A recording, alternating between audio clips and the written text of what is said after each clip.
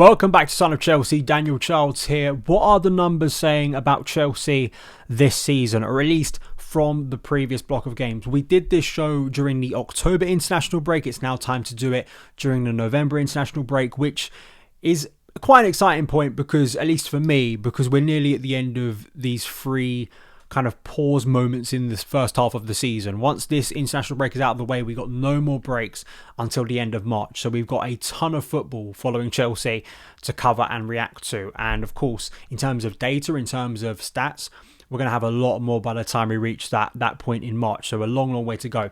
But I always found these curious, and I think there are some revealing numbers. I think some of those reflect general kind of feelings that fans have already about players and kind of our form, but some of them I think in the main are really positive. I do. I think that in terms of where Chelsea and Maresca would want to be at this point in the season, with the context of the struggles we've seen so far this year, I think you can't really moan about, especially from a Premier League point of view, where Chelsea actually are. But we're going to delve into that. Please like, subscribe, get involved in the comments below. What have been kind of your key takeaways? Are there any numbers and stats that you think are really revealing about Chelsea so far this year that maybe people aren't looking at? Get involved down in the comments. You can interact with the show across social media at Son of Chelsea. Also, email the show, sonofchelseaofficial@gmail.com. So let's look at the block of games, right? So from the end of the last international break to last Saturday against Wolves. Chelsea beating Forest, that is away 3-0. That was the first game back. We beat Ajax 5-1. We lost at home to Sunderland. We beat Wolves away in that dramatic cup game 4-3. We beat Spurs away from home once again. Drew with Karabag. And then, of course, as already referenced, 3-0 against Wolves the previous Saturday. I think 5 wins in all competitions out of 7 is not a terrible return. I think that the loss at Sunderland, was quite damaging at the time because of the nature of that game and the way it played out and how little Chelsea seemed to do. And also, as I've mentioned before, just because Chelsea have won games, I don't think their performances have consistently been convincing. So Forest was a really good second half, but a really concerning first half. We won by a slimmer margin against Spurs, but that for me was a far more convincing and impressive performance. Karabag was, I think, a mad 10 minutes, but had some very concerning parts of it. Wolves had kind of an underwhelming first half and I think a really emphatic second half. So it's been a mixed bag, as I think Chelsea have been so far this year for varying factors. Looking specifically at the Premier League table, the actual Premier League table, Arsenal obviously top, 26 points. Man City second, 22 points. And then Chelsea sat in third, 20 points, one above Sunderland. Obviously had an incredible start to the year after 11 games, winning 6, drawing 2, losing 3. So Chelsea, I think, based on the concerns I've had, and I know many of you have, about our level of performance and things, attack, defence, midfield, that you've been concerned by, and the injuries I think we've had to deal with too, to only be 6 points behind the leaders at this stage of the season heading into December, I think is a good place for Chelsea to be. It's not sitting here and going, that's exactly where Chelsea are going to be and they're going to be in this position, but I think Maresca and his players will be content with where Chelsea are given the setbacks they've already had, right? And I said, a few weeks ago, I thought a general level performance post Sunderland, I was like, if that remains, I think Chelsea are going to be a mid-table team. And actually, if you look at specifically the 2 Premier League games, the level of performance has been a lot higher, with the Wolves and Karabag games in there as well that were a bit chaotic. So the expected numbers so far, this is from the analyst in terms of the Premier League table, Chelsea would actually be a position lower in 4th rather than 3rd, and Crystal Palace, who are actually in 10th, would be in 3rd. So some of their expected numbers are kind of saying that they should be a lot higher in the Premier League table. Predicted wise, Chelsea would be finishing in 4th, given this current rate of Chelsea and what's predicted of them, at around 63 points, 68 points for Liverpool expected, 73 for Man City in 2nd, and Arsenal would be champions with 80 points. So quite a low points tally at this stage of the season for Premier League champions. You have to take it with a pinch of salt. We're only 11 games in. There's a long way to go. In terms of Chelsea's average level of points per Premier League season, that's pretty average, maybe a little bit below average if you compare it to last year. But in terms of the 60 to 70 range, that's pretty much where Chelsea have been for majority of the last decade, really. But hopefully it can be a little bit higher than that. Highest XG by Premier League side this season, though, in terms of attacking, how the quality of chances that are being created. Chelsea are top, 22.59.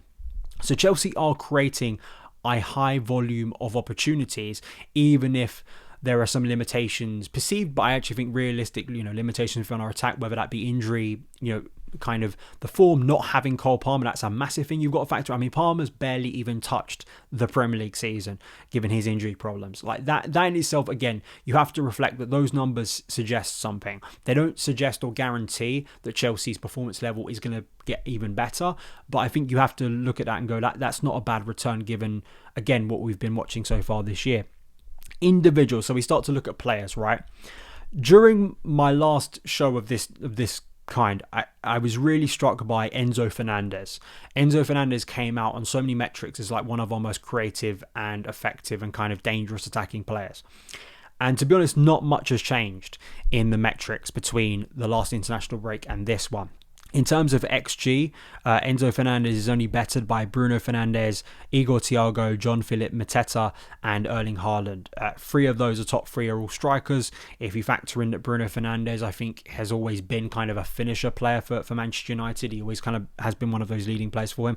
I think it says that, Enzo Fernandez has really, really come on leaps and bounds in terms of an attacking point and also a creative point of view.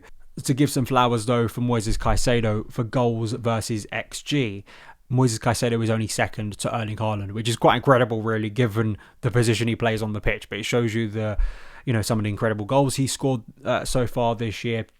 Obviously, it's put him really high. You think about the goal against West Ham, the goals against Brentford and Liverpool have put him in that high capacity already. I don't think that's going to sustain itself over the course of the season, but I think it's just speaking to the brilliance of Caicedo. Chicago Dimitri pointed this out, and again, it goes back to Enzo Fernandez. And he points out that a fun stat to highlight both how good he's been and also how absolutely dire the state of striker quality is in the Premier League. So maybe condemning really Premier League strikers, whether you think this or not. Fernandes is currently fourth in the league in total non-penalty XG, 3.8, not fourth amongst midfielders, that's fourth overall, as we've just demonstrated. He's also third in the league in total non-penalty XG plus expected assists, that's 6.3, and fifth in progressive passes. In passes into the penalty area, Enzo Fernandez is also fourth with 21. Notably, Kiernan Dewsbury-Hall is top of that, joint with Alex Iwobi and Mohamed Salah. This season he has improved. I think majority of last season he absolutely improved. And I still find it quite confusing when I hear criticism of Enzo Fernandez, because I just think objectively, what he's doing on the pitch is a lot better. Some of the chances he created against both Spurs and Wolves, go back and watch both of those games. Both of those games, he had a hand in creating some brilliant chances, in playing some passes. And because, especially against Spurs and even against Wolves early on for Garnacho, because it doesn't lead to a goal, people don't really count it and think about it in their head. That's understandable, right? You think about the goals or maybe some big misses. I think creatively it's been undeniable the impact and improvement in Enzo Fernandez as a footballer for Chelsea over the past 12 months. And I think if you're not recognising that, again, I'm kind of just a little bit baffled, because I think there has been a substantial... I literally made a video and a podcast it might have just been in this period of the season last year, of what's going wrong with Enzo Fernandez, because at the time he was not impacting games, he looked sluggish, he was getting overrun, he didn't look like he should be a starter week in, week out. Currently, and I know there was some debate about Romeo Lavia, if Lavia's fit, he's in Chelsea's best team. I mean, for me, no. I like Lavia, but if Lavia's fit and everyone else is fit, for me, Enzo Fernandez is a starter over him in Chelsea's midfield, because I think creatively, the late runs he makes into the box to score goals, and his passing ability, his progressive passing, I think is essential for Enzo Maresca at the moment. In terms of percentage of aerials won, looking a little bit more defensively here, Josh Achimpong is actually top for Chelsea defenders here, fifth in the league, just behind Virgil van Dijk. Which is a pretty good rate for him. And also Wesley Fofana is in here in the top 10 of percentage of aerials won. He hasn't played a lot of football, but he's obviously really sort of started to establish himself once again in the Premier League minutes. And from an aerial point of view, I think Fofana seems to be a good attribute for Chelsea.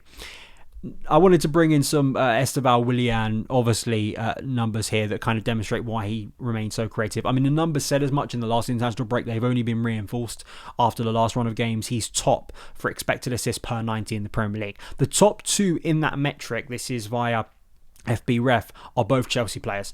Top is Estevao Willian. Second, very close to him, is Alejandro Garnacho. Garnacho really comes out well in some of these numbers in terms of expected assists and goals per 90.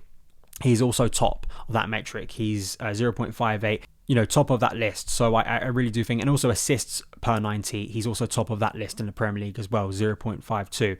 So from an attacking creative point of view, I said this post Wolves, Garnacho and Estevao for me feel like the two starting wingers because the numbers are kind of showing us that they are the most influential at the moment. That might not be to everyone's taste. I think definitely, of course, more so Garnacho, but I just think the numbers are kind of showing that. So I'd be intrigued to see what Maresca does against Burnley, because I think, Garnacho absolutely deserves to keep his place. And I also think based on his introduction off the bench, Estevao should be starting as well. I say this as well, there is a dynamic, yes, Barcelona, Arsenal, there are different considerations for those type of games, but I think in games where Chelsea are going to be so dominant on the ball and need to find a way to break down low blocks, I mean, for me, those two players are the ones that kind of stand out at the moment statistically of ones that I think are going to make a real difference. I think that game against Wolves was kind of a great template and showing of that, so I think that those things absolutely should be taken into account. Defensively too, Chelsea aren't horrendous. Fewer shots conceded per game in the Premier League this season. Chelsea are third to the top two, Man City and of course Arsenal, who defensively have been the best Premier League team so far this year. And I think, again, some consider that stat with a little bit a grain of salt really, because I've looked and just, you see it with your own eyes, that some of the quality of chances we've conceded has actually kind of been quite harmful for us at times, especially in the games where we had red cards, which obviously hurt us defensively, but even in other games as well. I think sometimes the quality of opportunity we're presenting the opposition sometimes is a little bit too great for me, and kind of, I spoke about that wide margin for error of kind of a pendulum. I still kind of feel that I need to see a longer sort of run of Chelsea being consistently more stable in games before I kind of feel like we've moved on to a different stage of the season, because I still think there are games that feel a little bit too pendulum for me. Like, you kind of feel that the game, the great example of this is Forest, right? Forest is a game where Chelsea were beaten on XG by Nottingham Forest. They were horrendous in the first half. Forest could have been 2-0 up. They didn't take any of their opportunities. We end up winning that game comfortably in the end 3-0. The following weekend, we're not so lucky. We lose to Sunderland. I think it's that kind of switching of things week to week that needs to stop. And hopefully, again, coming out of an international break, we don't get the same vibe away from home, early kickoff, which always is challenging, but it's something Chelsea need to get out of because you are playing them with a little bit of fire. So numbers-wise, Chelsea, I still think, my prediction for us in the summer was third. That's where we currently sit in the Premier League table, which means that because of the inconsistencies of the rest of the Premier League, and with still Cole Palmer to return as well, which is absolutely huge for Chelsea, I think Chelsea were on course to do that. Some teams have massively underperformed where we thought they would be. I think there is absolutely, it seems like at the moment, maybe this past weekend, because the shortening of those points to Arsenal has kind of changed this a little bit. It did kind of feel like a repeat of last season where you have one consistent team above everyone else and everyone else is just kind of fighting in the muck really for the rest of the spots. So in a way that's good for Chelsea, and I think that has been beneficial to Chelsea, because I think whether you take a glass half empty, which some people kind of look at in life, or a glass half full, I think that for me, I'm looking at this more from a positive point of view, that Chelsea, I think, have had some concerning performances. They've had some real red flags in games, but without Cole Palmer, without Levi Colwill, with some injury and suspension problems, Chelsea find themselves not a million miles away, under 10 points away from the leaders. The next block of games where we do face Arsenal, where we're going to face some tough tests, is obviously always a defining part of the year. It really is. Like, I think the next month really starts to define where you're going to be in the season and kind of how serious you are. So hopefully Chelsea can start to increase their performance, because there is, from this kind of, if we go from a period that the first half of the season, or the first block of the season, has not been great performance-wise, if that raises, I think Chelsea will be in a better place. That's not a guarantee. That's never a guarantee of points. Like, as much as you can look at the data and the data says one thing, the reality can often be, different. It's not a guarantee that just because you're performing well in one metric and well, just naturally you're going to start to perform well. That's never a guarantee in football. Obviously, so much can go wrong. But those are my thoughts currently. Do you feel less positive than me? Do you kind of feel similar? Unsure? Please do interact in the comments below. Be back again soon. Obviously, counting down the days till Chelsea are back in Premier League action, and we can put the internationals, especially from an England point of view, I mean, they really are pointless at the moment. So hopefully that won't be too long away, and we'll be covering Chelsea not only in the Champions League, the Premier League, and of course heading into the busy, manic, stressful, but hopefully joyous festive period. I've been Daniel Charles. Please do like, subscribe, and I'll see you again very, very soon. All the best.